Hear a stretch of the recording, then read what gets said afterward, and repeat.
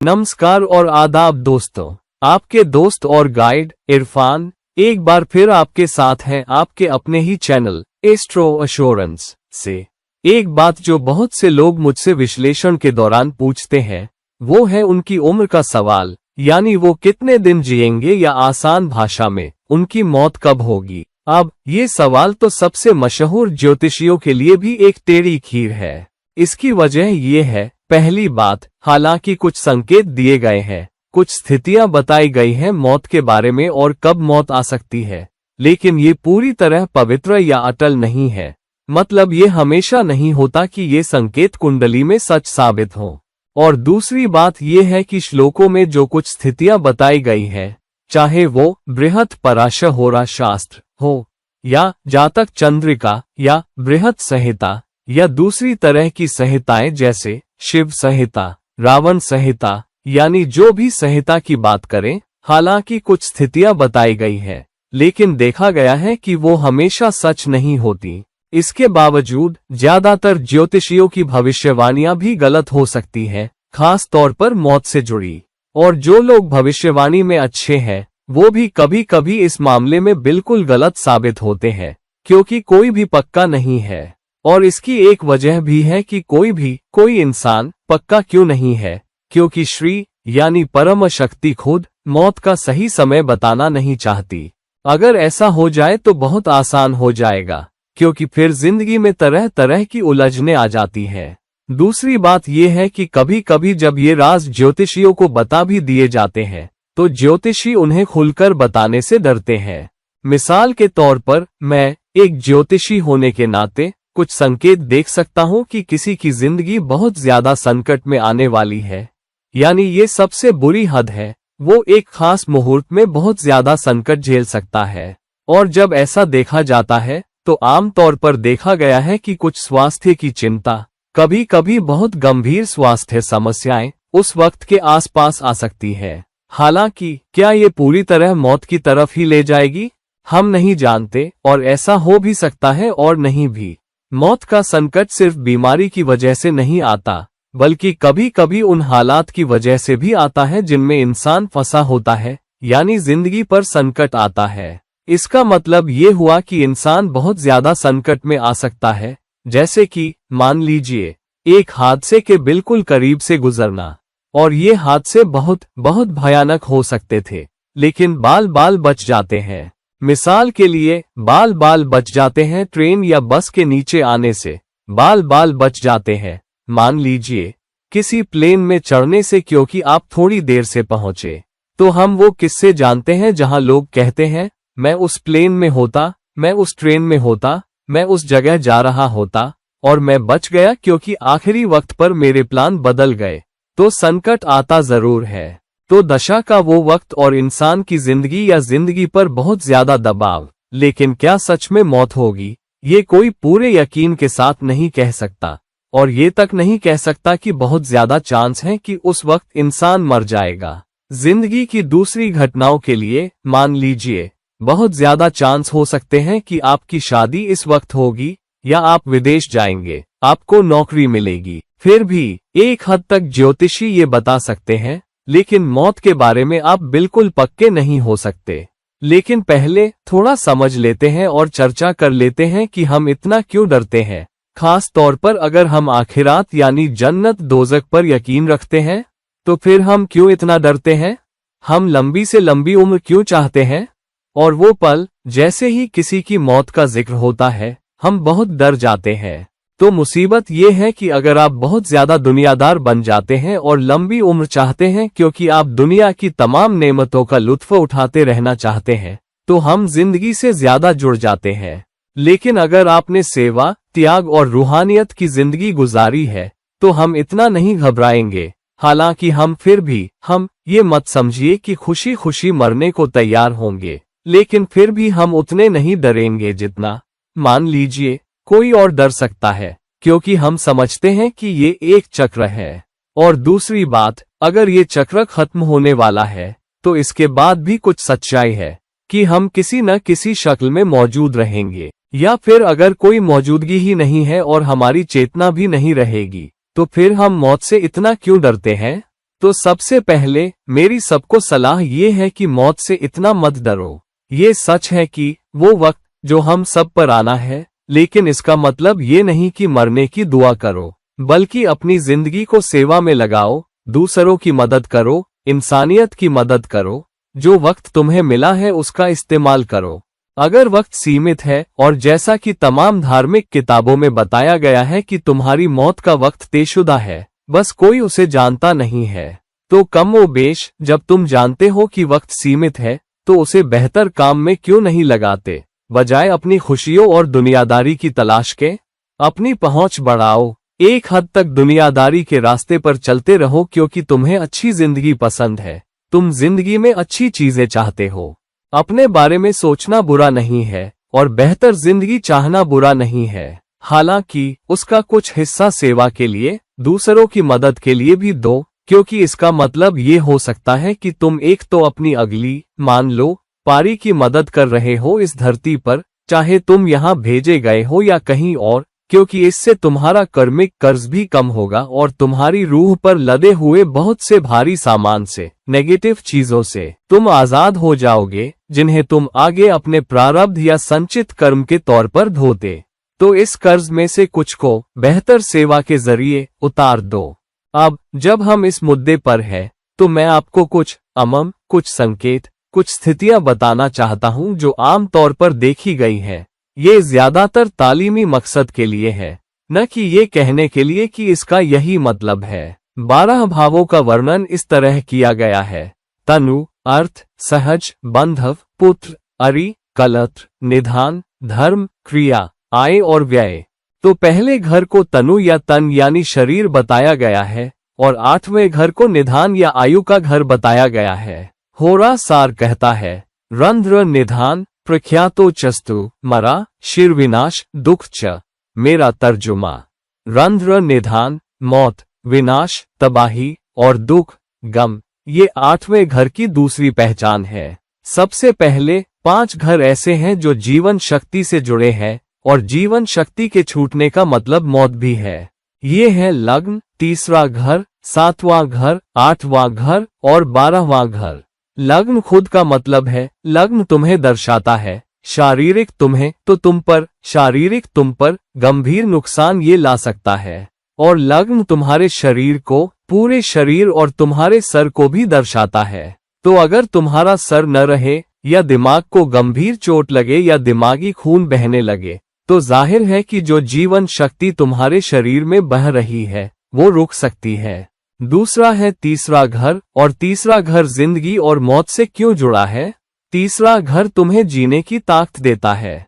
तीसरा घर कोशिश और खुद की एंटरप्राइज का भी है। तो जिंदगी में जितनी ज्यादा ताकत होगी, तुम उतने ही ज्यादा मेहनती बनोगे, कोशिश करोगे, आलस्य कम होगा और काम करने की ताकत ज्यादा होगी। तो जितना कम, अगर तीसरे घर की ताकत बहुत कमजोर है, तो जीवन शक्ति का कम होना और आखिर में उसका पूरी तरह खत्म हो जाना भी हो सकता है।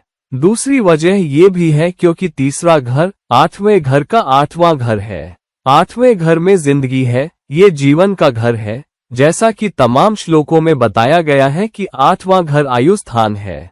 आयु का मतलब जीवन की अवधि। तो 8वें का 8वां घर उसका उल्टा है। अगर 8वां घर आयु स्थान है तो तीसरा घर उसका उल्टा हो जाता है, जो जीवन के समापन का स्थान भी बन जाता है। तो पहले घर पर संकट तुम्हारी जिंदगी को दबाव में डाल सकता है। तीसरे घर पर संकट या जो ग्रह तीसरे घर का मालिक है वो जिंदगी पर संकट ला सकता है।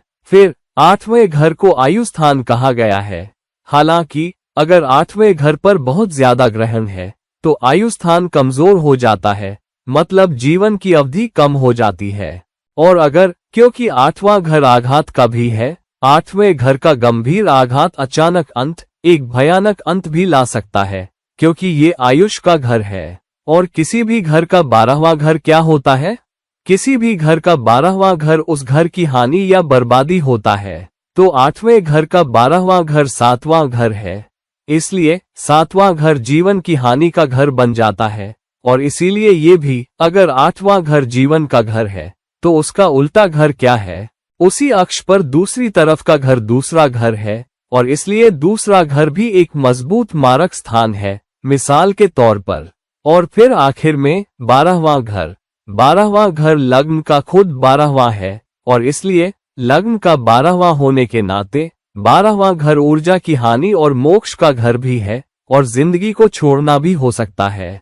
तो गंभीर रूप से पहला घर, तीसरा घर, 7वां घर, 8वां घर, 12वां घर और एक हद तक दूसरा घर भी एक मारक स्थान है। तो कौन सी ऐसी स्थितियां हैं जो जिंदगी को चुनौती दे सकती हैं या जीवन की गंभीर अवधि ला सकती हैं?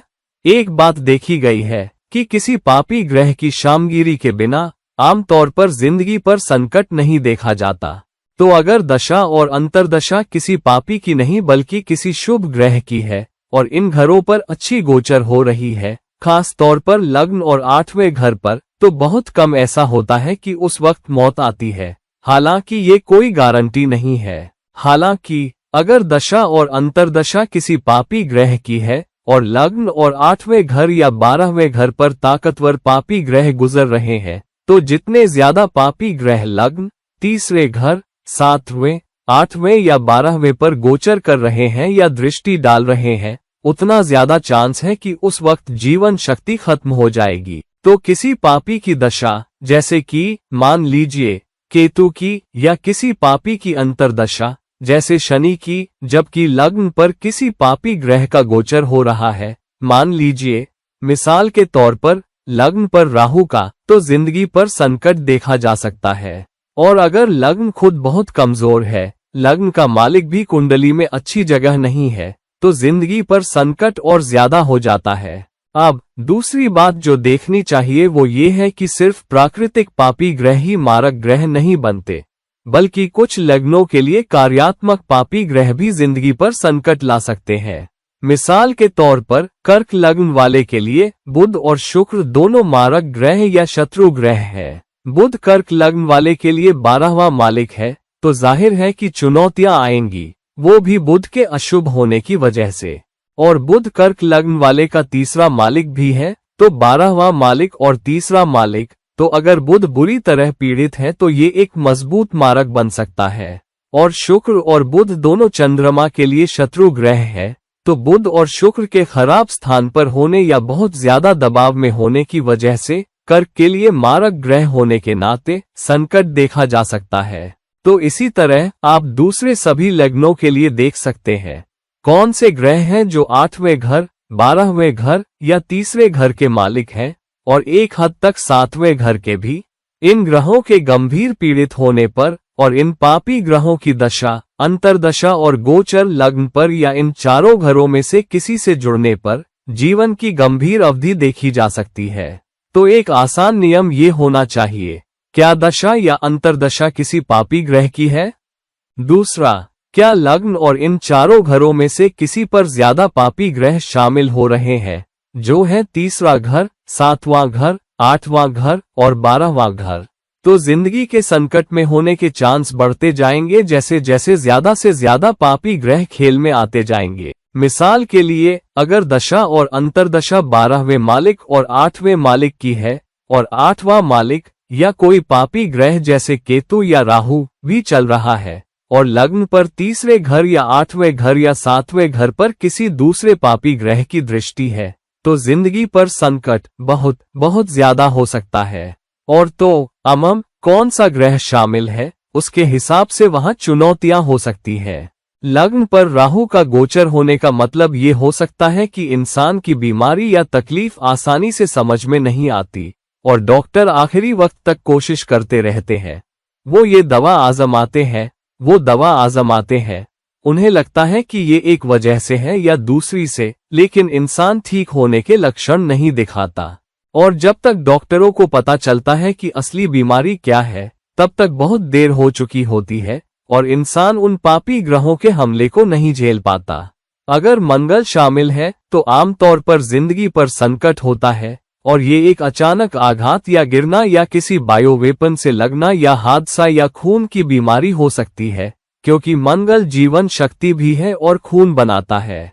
तो इन वजहों से मंगल के अशुभ होने से ये सब हो सकता है। शनि का अशुभ होने का मतलब एक लंबी पुरानी बीमारी हो सकती है और आखिर में जीवन शक्ति तुमसे दूर चली जाती है। इसका मतलब ये भी हो सकता है क्योंकि शनि मकर राशि का मालिक है, जो कर्क लग्न का 7वां घर है। अगर कर्क चंद्रमा को दर्शाता है, जो दिल है, तो उसका उल्टा घर मकर है, तो शनि भी उसका अशुभ होना, तेज अशुभता दिल की बीमारियां ला सकती है, एक लंबी पुरानी बीमारी, और फिर उसी की वजह से मौत हो जाना। हालांकि अगर शनि राहु से पीड़ित है तो दिल की बीमारी या तो ठीक नहीं होगी या फिर जिंदगी के आखिर तक पता नहीं चलेगी। तो जो ग्रह शामिल है उसके हिसाब से जिंदगी पर संकट और उसकी वजह भी कम या ज्यादा हो सकती है। दूसरी बात यह है कि किसी दुष्टान के मालिक का अपने ही घर में किसी पापी ग्रह पर स्थित होना या दृष्टि डालना। तो मिसाल के तौर पर अगर 8वें घर में कोई पापी ग्रह बैठा है और 8वां मालिक जन्म कुंडली में उस पर दृष्टि डाल रहा है, तो 8वें घर पर गोचर के दौरान जिंदगी पर संकट देखा जा सकता है। यही हालत तब भी देखी जा सकती है अगर 12वें घर में कोई पापी ग्रह बैठा है और 12वां मालिक जन्म कुंडली में उस पर दृष्टि डालता है और फिर उस पर किसी ताकतवर पापी ग्रह का गोचर हो रहा है, जबकि दशा और अंतर्दशा कम से कम एक पापी ग्रह की है, तो इस दौरान भी जिंदगी पर संकट देखा जा सकता है। दूसरी स्थिति है 8वें मालिक की खुद दशा और अंतर्दशा का चलना। तो अगर 8वें मालिक की दशा चल रही है और साथ ही 8वें मालिक की अंतर्दशा भी चल रही है, और अगर 8वां मालिक एक ताकतवर पापी ग्रह है और अगर वो भी बहुत ज्यादा दबाव में है, तो उस वक्त मौत आने की चुनौती हो सकती है। मिसाल के लिए अगर चंद्रमा 8वां मालिक है, जो धनु लग्न वाले के लिए होता है, और अगर चंद्रमा की दशा और अंतर्दशा चल रही है, और अगर चंद्रमा 12वें घर में नीच का है और साथ ही चंद्रमा की जन्म की स्थिति पर किसी ग्रह की दृष्टि या गोचर हो रहा है, यानी उस घर के जरिए खास तौर पर केतु या राहु या शनि का, तो इस दौरान जिंदगी पर संकट देखा जा सकता है। अगर दूसरा मालिक 12वें मालिक से ताकत पाता है या ताकत बांटता है, मिसाल के लिए 12वां मालिक दूसरे घर में जा रहा है और उल्टा भी, क्योंकि 12वां मालिक दूसरे घर में जा रहा है, जहां दूसरा घर भी एक मारक घर है, क्योंकि ये 8वें घर का उल्टा घर है। और अगर 12वें घर और दूसरे घर दोनों पर गंभीर अशुभता है, या उनके मालिक लग्न पर दृष्टि डाल रहे हैं, या लग्न, दूसरे घर और 12वें घर में ज्यादा पापी ग्रह शामिल हो रहे हैं किसी खास वक्त पर, तो जिंदगी पर संकट देखा जा सकता है। तो दोस्तों, अब जब हमने देख लिया है कि जिंदगी पर संकट दिखाने वाले संकेत और स्थितियां क्या हो सकती हैं, तो कृपया इसे ज्यादातर एक तालीमी चीज के तौर पर इस्तेमाल करें, न कि इसे कुछ ऐसा समझें जो पक्का हो। ये हो सकता है, और अगर आप पीछे जाकर अपने परिवार के उन लोगों की कुंडलियां देखें जिनकी मौत हो गई है, बुजुर्ग लोग जिनकी पिछले 6, 7, 10 साल में मौत हुई है, और अगर आपके पास कुंडली का सही वक्त है और फिर आप उनकी मौत के वक्त देखें कि ग्रहों की सही स्थितियां क्या थी, तो आप देख पाएंगे कि लग्न पर, तीसरे घर पर, 7वें घर पर, 8वें घर पर और 12वें घर पर पापी ग्रहों का कनेक्शन बहुत मजबूत है। तो उसके लिए इसे इस्तेमाल करें। कृपया किसी की मौत भविष्यवाणी करने के लिए या ये मानने के लिए इस्तेमाल न करें कि आप मर जाएंगे जब 2 या 3 पापी ग्रह आपके लग्न में शामिल होंगे, बल्कि इसका इस्तेमाल उस वक्त को पार करने में मदद पाने के लिए करें। अपनी सेहत का और ध्यान रखें, और उस वक्त बहुत ज्यादा साहसिक काम न करें और बहुत ज्यादा जोखिम न लें, ताकि आप अपनी जान और अपनी जीवन शक्ति बचा सकें। तो दोस्तों, कृपया इस वीडियो को लाइक करें, कृपया इस वीडियो को शेयर करें, और अगर आप मुझसे निजी परामर्श चाहते हैं तो कृपया नीचे दिए गए लिंक पर मुझसे संपर्क करें। अगले वीडियो तक, अगली बार तक, ये रहा आपका दोस्त और गाइड इरफान, साइनिंग ऑफ। नमस्कार।